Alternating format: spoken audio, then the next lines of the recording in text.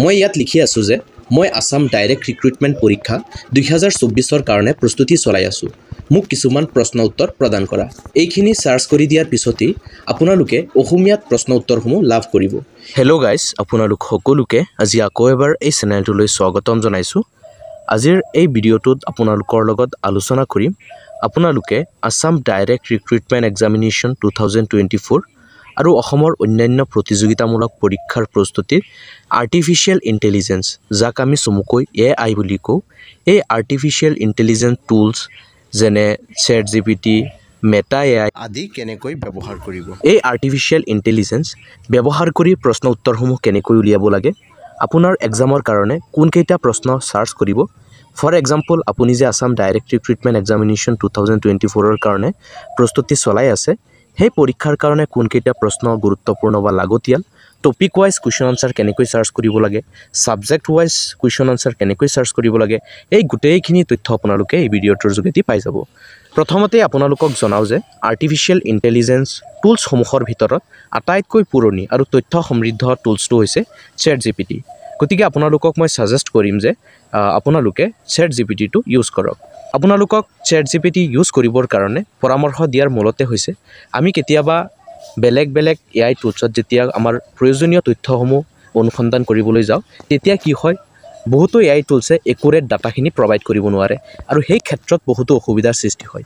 আৰু সেই অসুবিধাৰ পৰা হাত সাৰিবলৈ আপোনাক মই ChatGPT ইউজ কৰিবলৈ পৰামৰ্শ দিছোঁ। এই ChatGPT ব্যৱহাৰ কৰিবৰ কাৰণে আপোনালোকে আপোনাৰ মোবাইল ফোনখনত যিকোনো এটা ব্ৰাউজাৰ অ'পেন কৰি ল'ব আৰু তাত গৈ চাৰ্চ কৰিব ChatGPT বুলি। ChatGPT চাৰ্চ কৰি দিয়াৰ পিছত প্ৰথমতে এটা ষ্টেপ পাব য'ত লিখা থাকিব OpenAI ইন্ট্ৰডিউচিং ChatGPT। তেতিয়া ইয়াত আপোনালোকে ক্লিক কৰি দিব। ইয়াত ক্লিক কৰি দিয়াৰ পিছত আপোনালোকৰ সন্মুখত এনেকুৱা এটা ইণ্টাৰফেচ আহিব য'ত লিখা থাকিব ট্ৰাই ChatGPT।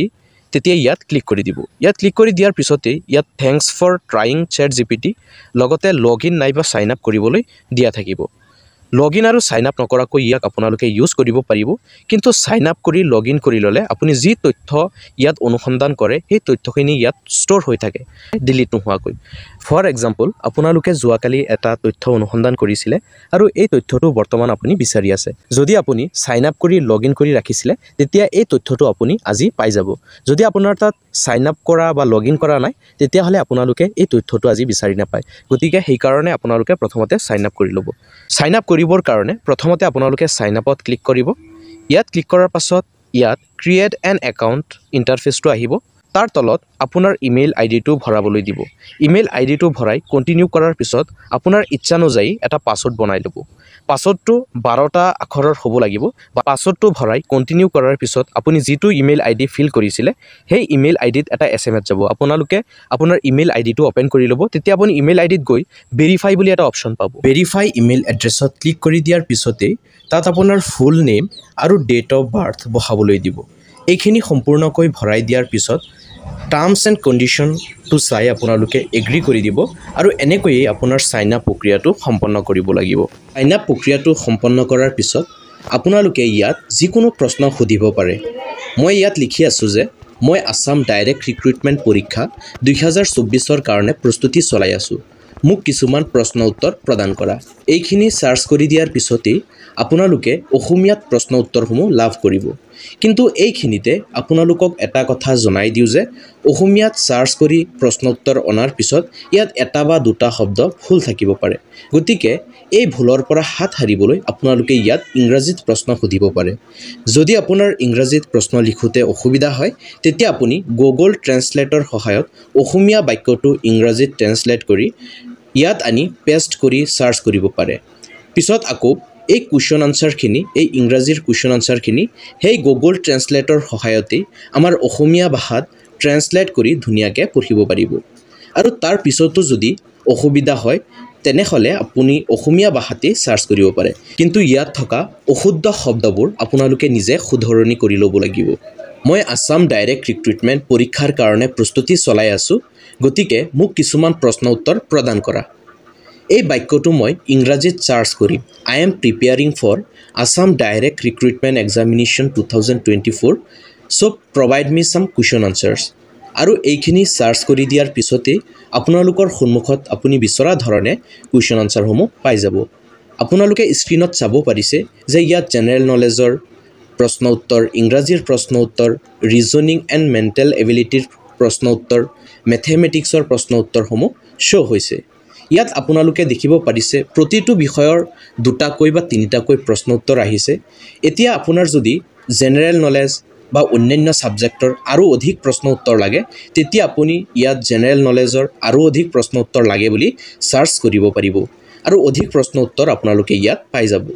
এতিয়া মই লিখিম ইয়াত প্ৰভাইড মি মোৰ কুৱেশ্যন আনচাৰ্ছ অফ GK, অৰ্থাৎ জেনেৰেল নলেজৰ আৰু প্ৰশ্ন উত্তৰ লাগে বুলি মই ইয়াত চাৰ্চ কৰি দিছোঁ।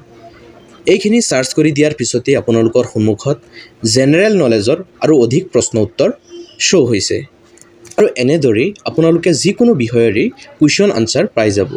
আৰু এটা কথা আপোনালোকক জনাব বিচাৰিছোঁ যে যিহেতু ইতিমধ্যে নতুন চিলেবাছ এখন আহিছে, গতিকে মই আছাম ডাইৰেক্ট ৰিক্ৰুইটমেণ্ট পৰীক্ষা 2024ৰ কাৰণে প্ৰস্তুতি চলাই আছোঁ। গতিকে মোক কিছুমান প্ৰশ্ন উত্তৰ প্ৰদান কৰা। ইয়াৰ লগত আপোনাৰ চিলেবাছটো লগাই চাৰ্চ কৰি দিব। যিহেতু 2টা গ্ৰেডৰ এক্সাম, গ্ৰেড 3 আৰু গ্ৰেড 4, আৰু লগতে গ্ৰেড 3ত HS আৰু গ্ৰেজুৱেট লেভেলৰ 2টা পেপাৰ থাকিব। গতিকে চিলেবাছ বেলেগ বেলেগ হ'ব। গতিকে আপোনাৰ চিলেবাছ কোনটো সেইটো লিখি আপুনি চাৰ্চ কৰি দিব আৰু চাৰ্চ কৰি দিয়াৰ পিছতে আপুনি বিচৰা ধৰণৰ কুৱেশ্যন আনচাৰসমূহ পাই যাব। ইয়াত অহা কুৱেশ্যন আনচাৰসমূহ আয়ত্ত কৰাৰ আগতে ইয়াৰ সত্যতা নিৰূপণ কৰি ল'ব, কিয়নো আৰ্টিফিচিয়েল ইণ্টেলিজেন্সে মাজে সময়ে ভুল কৰিব পাৰে। গতিকে কুৱেশ্যন আনচাৰসমূহ গুগল চাৰ্চ কৰি বা কিতাপৰ সহায়ত ইয়াৰ সত্যতা নিৰূপণ কৰি ল'ব। আৰু এনেকৈ আৰ্টিফিচিয়েল ইণ্টেলিজেন্সে কুৱেশ্যন পেটাৰ্ণবোৰ ভালদৰে বুজি পোৱাত যথেষ্ট পৰিমাণে সহায় কৰে। এই পৰীক্ষাত উত্তীৰ্ণ হ'বলৈ হ'লে আপোনালোকে এজন অভিজ্ঞতা সম্পন্ন শিক্ষক আৰু লগতে কিতাপৰ সহায় ল'বই লাগিব। এজন অভিজ্ঞতা সম্পন্ন শিক্ষক আৰু ভাল কিতাপৰ সহায় লোৱাটো আপোনাৰ প্ৰথম প্ৰাধান্য হোৱা উচিত। এডিশ্যনেলি আপোনালোকে এই আৰ্টিফিচিয়েল ইণ্টেলিজেন্স মেথডটো ইউজ কৰিব পাৰে। গতিকে ভিডিঅ'টোত আপোনালোকক ইমানখিনি ইনফৰমেশ্যন দিবলগীয়া আছিলে। আশা কৰোঁ এই ভিডিঅ'টোৰ যোগেদি অলপ হ'লেও আপোনালোকে উপকৃত হৈছে। আপোনাৰ বন্ধুবৰ্গৰ সৈতে এই ভিডিঅ'টো শ্বেয়াৰ কৰি দিব আৰু আমাৰ লগত সংযুক্ত হৈ থাকিবলৈ এই চেনেলটো ছাবস্ক্ৰাইব কৰিব পাৰে। ধন্যবাদ। জয় আই অসম।